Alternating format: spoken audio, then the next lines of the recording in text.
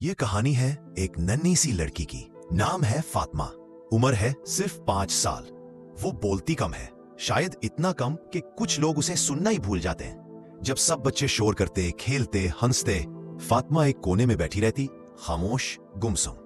मगर उसके हाथ में होती एक पेंसिल और उसके जहन में एक पूरी दुनिया।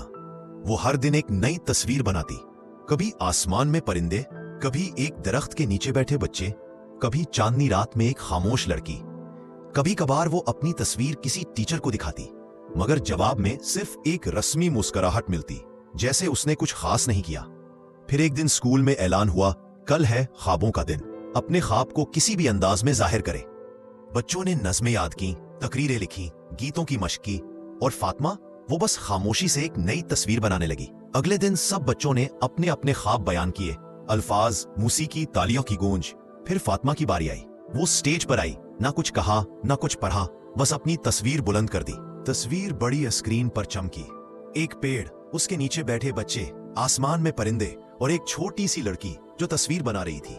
सारी हॉल खामोश, किसी ने कुछ नहीं कहा, बस खामोश आंखें, भीगी पलकें। एक खामोश बच्ची अपने ख्वाबों से सबको जगा गई।